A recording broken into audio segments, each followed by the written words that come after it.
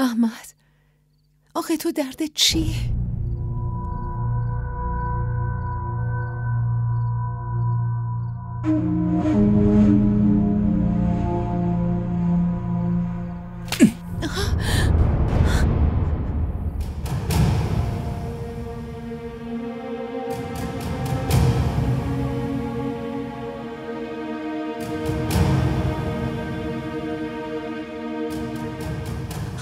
آخه چرا میزنی؟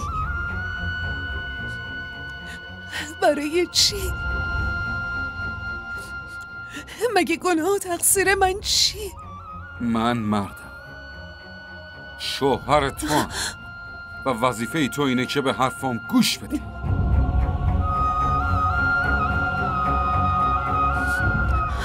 این چه مردونگیه احمد که روی زن دست بلند کنی؟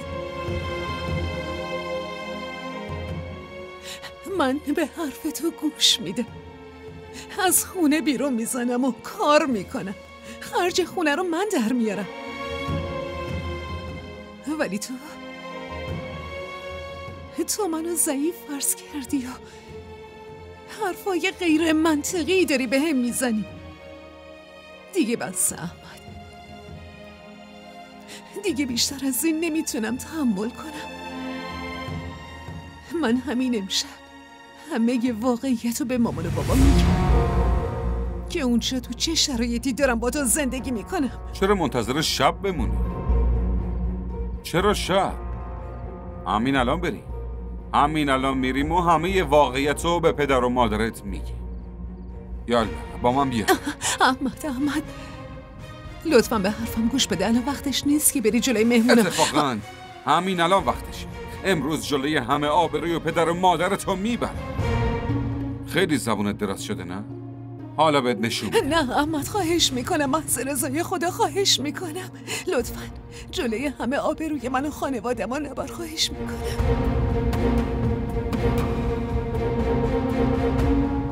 چرا؟ الان چی شد؟ داداش احمد، مریم، هر دوتاتون بیایید بیرون، خاله شما رو صدا میزنه. باشه شما برید، ما میایم.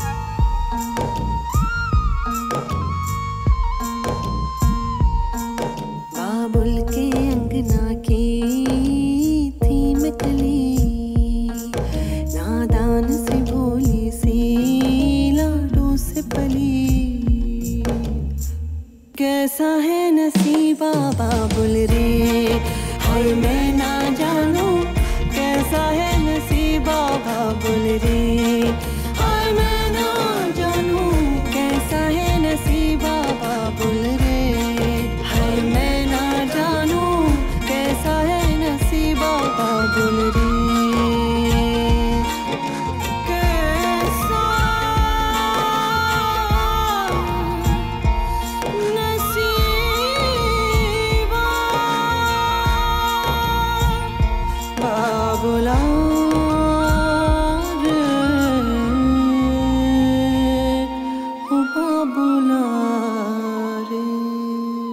بعد جوری ترسیده بود.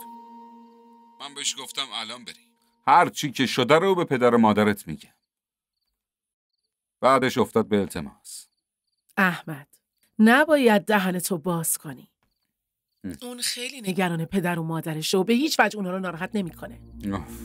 نمیدونم، فعلا که دست بالا گرفته. بذار بگیره، من بلدم چطور آتمش کنم، ولی تا اینجا آوردنش کار توه. احمد یه ساعت داری با من حرف میزنی، برو ببین کجاست. تو نشسته و با فرح حرف میزنه. آفرین. و تو اینجا وایستادی و برای من داری قصه تعریف کنی. برو کنارشون بشین. مگه نمیدونی فرح خیلی تیزه، مثل مریم ساده لوح نیست. ها زود باش. الان میرم، حواسم هست. خداحافظ. باشه، خداحافظ. نه مریم، نه. اینطور گریه کردنت فقط برای جدا شدن از من نیست. حتما یه مشکل دیگه هم هست. لطفاً بهم بگو مشکل چیه؟ شاید نتونم بهت کمک کنم، ولی حداقل میتونم بهت نظر بدم. سلام. داداش احمد، میخوام ازتون یه سوال بپرسم. باشه بپرس، هر چی میخوای بپرس. داداش احمد، دلیل ناراحت بودن مریم چیه؟ آخه خیلی بدجور داشت گریه میکرد. مگه چه مشکلی داره که ازم پنهان میکنه؟ ببین فرح، اگه تو به دوست داشتن من شک داری، پس داری اشتباه میکنی. این خواهرته، درسته؟ از خودش بپرس. بپرس که من تا حالا ناراحت یا اذیتش کردم؟ بگو مریم، به خواهرت بگو. ببین مریم، اگه تو اینجوری ساکت باشی، فرح ناراحت میشه. یه شکی تو دلش میمونه. فردا عروسیشه. میخوای با ناراحتی خونه شوهرش بره؟ اونجا چطور میتونه خوشحال باشه؟ آدمایی که امروز ازش خوشحالن و مراقبشن ممکنه به عنوان شوهرش و مادر شوهرش اذیتش کنن. اونا ممکنه خواهرتو ناراحت کنن، زندگی رو براش جهنم کنن. من که نگران دایی و زنده‌ای. فکر کن وقتی بچه‌شون رو جلوی چشم خودشون ناراحت ببینن به چه حالی زنده زنده میمیرن. خواهرتو باید با اعتماد و اطمینان کامل خونه خودش بفرستی مریم، مگه نه؟ حالا همه چی دست تو. به فرح بگو که هیچی نشده. بگو مریم. آره مریم، بگو مشکل چیه؟ تو داری عروسی میکنی و میری. واسه همین یهویی خیلی دلم تنگ شد. دلیلش همینه دیگه چیزی نیست.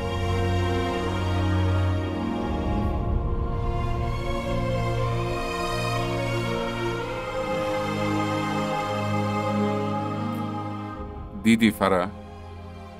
بهت گفته بودم مشکلی نیست. الکی نگران شد.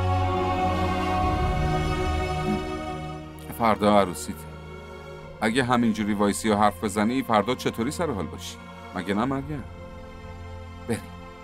بریم بذاریم این استراحت کنیم. مامی پاشو عزیزم.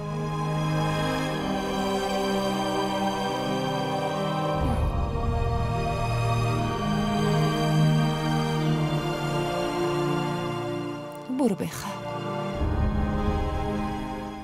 خواهرت خیلی حساس، زود گریش میگیره. اما تو نگران نباش، فردا عروسیته، مگه نه؟ خوشحال باش.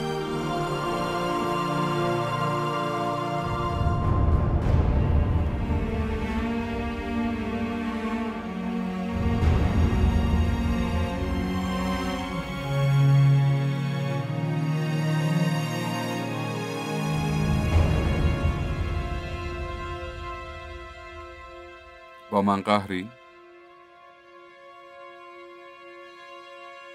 ببین مریم، من نمیخواستم بینمون هیچ مشکلی پیش بیاد. دعوا و تکاری که اصلا نمیخواستم. ولی همه اشتباه ها از خودتی. وقتی بهت گفته بودم این لباس ها نپوش، خب نباید میپوشیدی. مگه این لباسم چه مشکلی داره؟ موضوع مشکلش نیست. موضوع گوش دادن به حرفه. تو این همه لباس داری، یه چیز دیگه میپوشیدی، چی میشد؟ حرفمو گوش میدادی. اون وقت حس میکردم که آره، حرفای من پیش تو ارزش داره. به هر حال این مسئله بین من و تو. باید خودمون این مسئله رو حل کنیم. حالا این ناراحتی تو تمومش کن. ما آمدیم اینجا خوشحال باشیم، خوش بگذرونیم و با خوشحالی برگردیم. اینجوری دایی و زندایی هم خوشحال میشه. بهت قول میدم که من دیگه رو دست بلند نمی کنم. معذرت میخوام. دیگه این ناراحتی تو تموم میشه. برو لباستو عوض کن.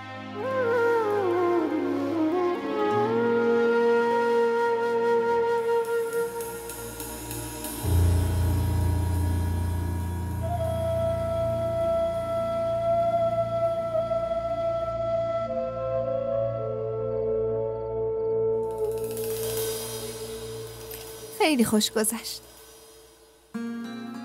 خاطر انگیزترین شب زندگیم بود. تو کنارم بودی. توجه همگی به سمت ما دوتا بود. به من که خیلی خوش گذشت.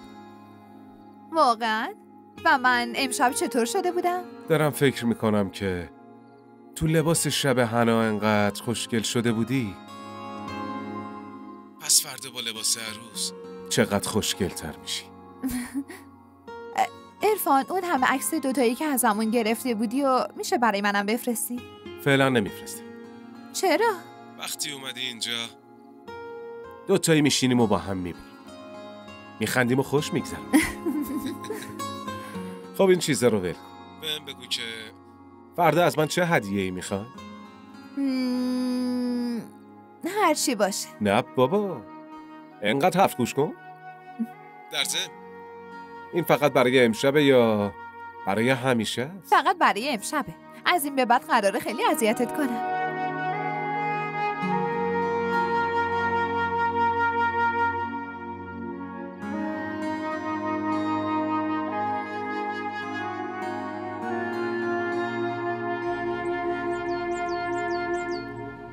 عجله کن خانم. باشه اومدم، ولی سعی کن زود بیای خونه. باشه؟ آره حتما تلاشمو میکنم. چیزی از بیرون میخوای بگیرم؟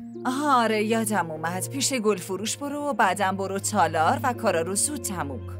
در ضمن بهش بگو دست گل و گل گردن رو فراموش نکنی. باشه. صبح بخیر دایی جون. صبحت بخیر. خب دایی جون، من چه کاری براتون انجام بده؟ خب کار خاصی نیست، تو صبونتو بخور و سرحال شو. کارگرا میان ظرفا رو میبرن و هرچی وسایلی که برای امشب نیازه، قابلمه‌های بزرگ و این چیزا، همشون رو حساب کن و تحویلشون بده. باشه؟ چشم. دیگه میرم. به سلامت. خداحافظ.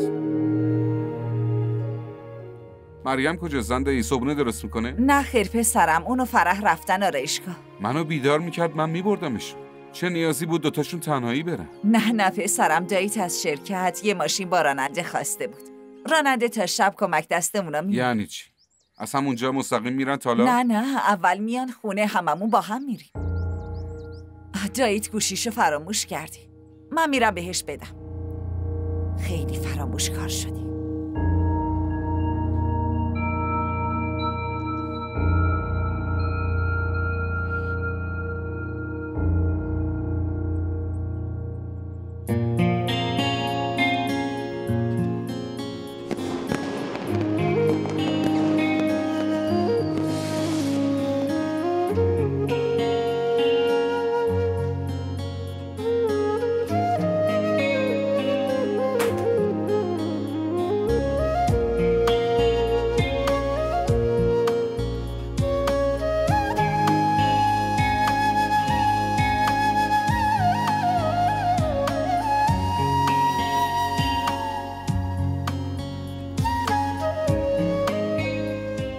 از اتاق خوشت اومد؟ خیلی خوشگل شده.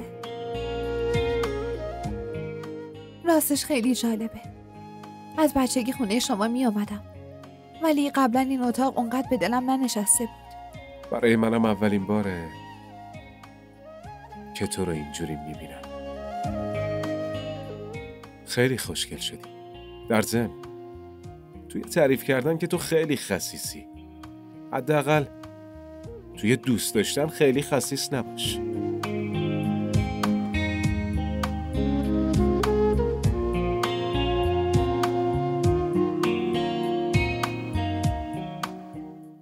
بفرمایید. این برای تو. این چیه؟ بازش کن و ببین.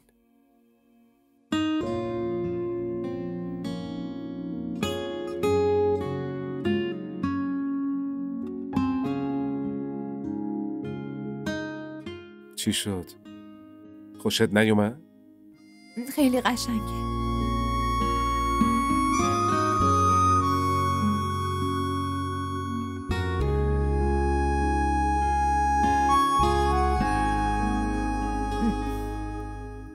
منم باید برات یه هدیه‌ای میگرفتم.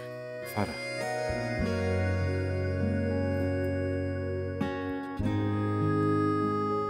همین که با هم ازدواج کردی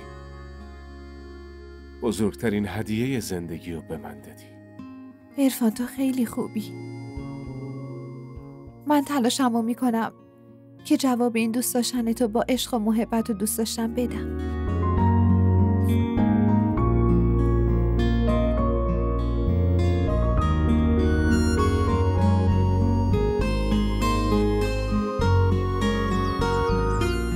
راستش این رسم و رسومات هم عجیبه. حالا ببینید، خانواده دختر هم دخترشونو میدن، هم جشن عروسی میگیرن، فرداش هم صبونه میفرستن. تو خیلی خوششانسی که این رسومات برای تو انجام میشه. راستش برای ما فقط یه جشن عروسی بود و دیگه تموم شده رفت. شما اشتباه کردید، همون روز عروسی بلیط گرفتید. نتونستیم براتون صبحونه بیاریم، نه جشن ولیمه برگزار کنیم. خب انقدر فشار کار زیاد بود که فرصت اینجا موندن رو نداشتم. وگرنه منم برنامه داشتم یه مدت طولانی بمونی. مگه نه مریم؟ چرا ساکتی؟ تو داری میگی دیگه. شاید من اینطوری نتونم خوب توضیح بدم.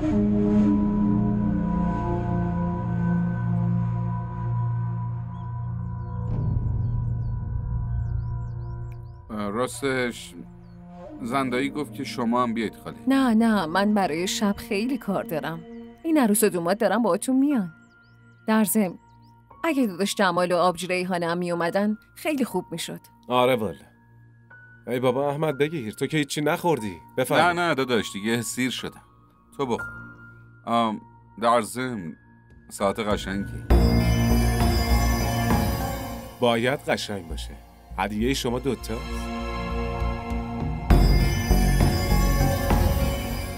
ما دوتا؟ احمد مگه نگفته بودی هرچی خواستی واسه فرح بخر؟ خب منم ساعت هدیه خریدم.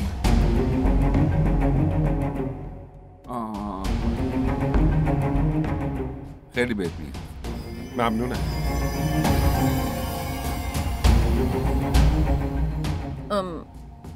دیشب از بس سرمون شلوغ بود، خیلی زود گذشت. اصلا نفهمیدم چطوری تموم شد. آره در ضمن شما اصلا نگفتید که از عروسی خوشتون اومد یا نه؟ بگو چطور بود؟ خیلی خوب بود. تو هم نظرتو بگو. آره عروسی خیلی خوبی بود.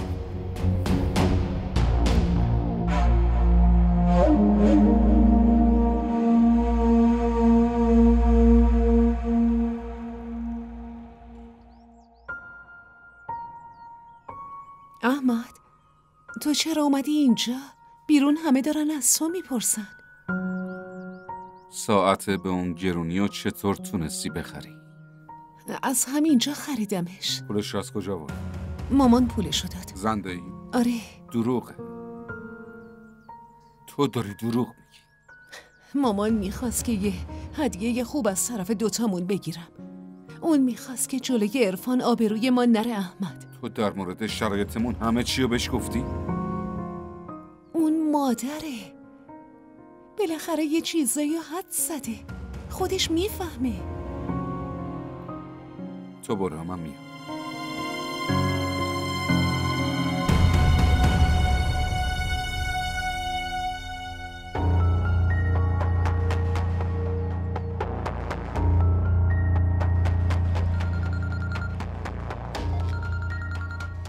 چی زنگ زده؟ احمد. الو پسرم. احمد حالت چطوره؟ خیلی عصبانیم ماما. از این خانواده دارم متنفر میشم. نمیدونه چطوری دارم خودم رو کنترل میکنم. درست تعریف کن ببینم چی شده. این احمق یه ساعت گرون از طرف ما به عرفان هدیه داده. واه، پول هدیه رو از کجا آورده؟ من ازش پرسیدم، همین الان پرسیدم. میگه که مامانم بهم داده، برای حفظ آبرومون بوده. چی داری میگه احمد؟ من اصلا نمیفهمم. فقط اینو بدونید که این مادر و دختر دارن بر علیه ما یه نقشه‌هایی میکشن. اگر نه اینا این همه پولو از کجا آوردن که همچین هدیه گرونی رو بگیرن؟ من میدونستم. حالا که اونجا فرستادیم به این راحتی قرار نیست برگرده. حالا بگید من چی کار کنم؟ امروز مراسم ولیمه رو شرکت کن. برای 2 روز بعد بلیت بگیر. باشه، من تلاشمو میکنم. درسه. به رفتارات خیلی دقت کن. محتاط باش پسر. فهمیدی چی میخوام بگم احمد؟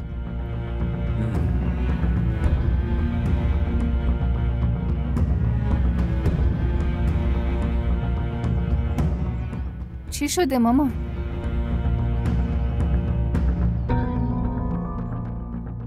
تو راست میگفتی. یکی هست تو زندگیش، یکی هست خیلی هم پول داره.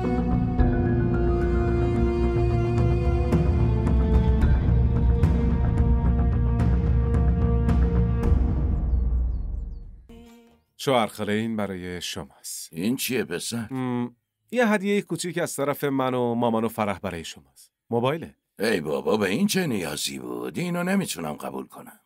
شوهر خاله، این همه شما برای من هدیه گرفتید، من که هیچ وقت رد نکردم. بابا لطفاً قبولش کنید. داداش جمال لطفاً دستشون رو رد نکنید. این هدیه بچه هاست. قلبشون میشکنه. در ضمن یادتون باشه که فردا خونه ما دعوتید. ای بابا، چرا زحمت کشیدید؟ اصلا نیازی به دعوت هم نیاز نبود. هست شوهر خاله. ما مخصوصا احمد و مریم رو خواستیم دعوت کنیم. خب باشه، پس این 2 میان. دایی جان، این همه مهمونی رفتیم، برای ما همینقدر بسه. این چه حرفیه که میزنی داداش احمد؟ اگه شما 2 نیاین خیلی ناراحت میشم. فرح، این بار امکانش نیست، ولی قول میدم دفعه بعدی بیای. شما به خاطر این نمیایین که میترسید ما بیایم خونتون؟ الان جواب این حرفشو من چی بدم دایی؟ پس درسته، دعوتشون رو قبول میکنیم. ما حتما میایم. ممنون. شوهر خاله، شما هم باید بیایید لطفاً. باشه پسرم، ببینم چی میشه. انشالله میام.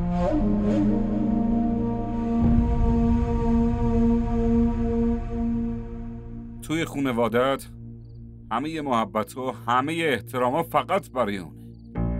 من توی این خونه نه ارزش دارم، نه احترام دارم، نه آبرو دارم، هیچی. نه اینجوری نیست احمد. یعنی چی اینجوری نیست؟ تو فکر کردی من بچه‌ام؟ من احمقم؟ هر چی میبینم و نمیفهمم، همه دور و بر اون میچرخن و هر چی میگه چشم بسته قبول میکنه. احمد، اونا تازه ازدواج کردن. داماد جدیده. اینقدر احترامو که باید داشته باشه دیگه. آره حتما. همه احترامو برای اون باشه و من خدمتکار این خونم و همه کار این خونه رو من نوکر باید انجام بدم. احمد، بابا تو رو پسر خودش میدونه. اون با اعتماد به تو یه کاریو... بابات خیلی اعتماد داره. یه مهمونی کوچیک برای ما نگرفت، یادته؟ فقط یه عروسی، اونم تو تالار گرفت و تمام. اونم برای ما نه، برای خوشحالی خودش، برای حفظ آبروی خودش.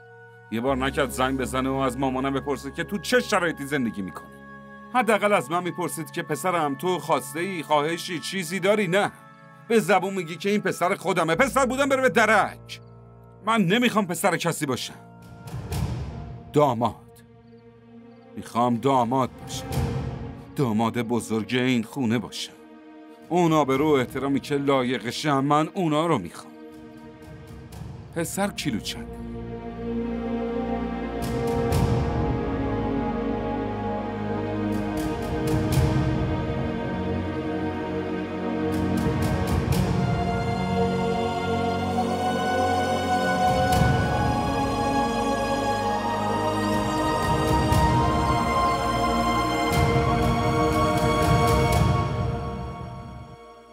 از چای. بعد از رفتن فرح خونه انگار خالی به نظر میرسه. آره، اصلا یه دقیقه هم ساکت نبود. همش یه چیزی تعریف میکرد یا از کسی یه درخواست و خواهشی داشت. دارم فکر میکنم وقتی مریم دوباره برگرده مالزی خونمون از این بیشترم خالی میشه. نه، ما خونه فرح میریم، تلفنی با مریم حرف میزنیم. حتی باید بریم بیرون ورزش کنیم. بالاخره باید مواظب سلامتیمون باشیم. مگه نه مریم جان؟ درست نمیگم؟ مامان، میخوام با شما دوتا حرف مهمی بزنم. سلام علیکم. سلام علیکم دایی. سلام زنده. پسر جان بدون گفتم به کسی کجا رفته بودی؟ دایی رفتم از دوستم ماشینشو قرض گرفت. ماشین؟ آره امروز خواستم مریمو ببرم بیرون تفریح کنیم. که اینجا. برید. شما هم با همون بیان. زنده بیایید دیگه، خوشحال میشی. نه ما باتون بیاییم چی کار؟ شما برید. برید خوش بگذرونید. باشه. بریم مریم. الان من خب آره هوا که خیلی خوبه. بریم خوش میگذره. آره دخترم، یالا برو حاضر شو. نه لازم نیست که حاضر شی. همینجوری خوبه. بریم.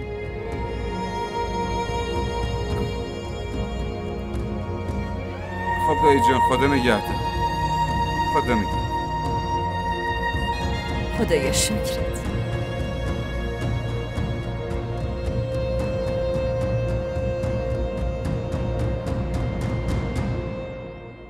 مریم این لباسو قبلا نپوشیده بودی؟ قبلا نپوشیدم چون احمد امروز برام خرید. این که خوشش نیومده بود. من به زور براش خریدم. آها پس شما امروز رفته بودین خرید؟ آره خب دیگه خواستیم دوتایی بریم خرید و برای رفتن حاضر شیم. فعلا حرف از رفتن نزن. یه چند روزی رو خونه ما هم بمونید. نه خاله جان، تو مالزی خیلی کار داری. این بار که نمیشه، اما دفعه بعدی حتما چشم. قول میدم. دفعه بعدم بیا. ولی این بار باید چند روزی بمونی. فرح برای این دوتا اون اتاق بالا رو حاضر کن. چشم حتما. راستش چند روزه که نمیدونم میتونیم بمونیم، فقط یه روز میتونیم بمونیم. عرفان مریم، مهمون با رضایت خودش میاد ولی با رضایت میزبان برمیگرده. شما دوتا همینجا میمونید. مریم، مامان زنگ زده بود. بیا بیرون باهاش حرف بزن. وقتی خونه رفتیم حرف میزنیم. ببین همین الان تک زنگش اومد. بیا بیرون باهاش حرف بزن. برو دخترم. آبجی زنگ زده، حتما کار مهمی داره. الان برمیگردم.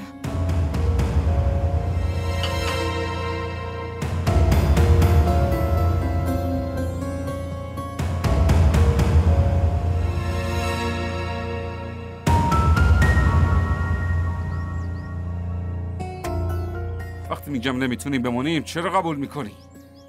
میخوای جلوی عرفان منو احمق نشون بدی؟ میخوای منو از چشمش بندازی؟ اون از احترام این حرفا زد. با مهربونی و با صمیمیت خالص میخواست. کافیه. مهربونی و صمیمیت همتون رو دیدم. بیشتر از این نمیخوام. تو فقط احمد هر لحظه با هر جا دلت خواست آبروی منو نبر. اینقدر به هم استرس نده. دیگه خسته شدم. داری عصبانی میکنی احمد. احمد همه چی خوبه داداش؟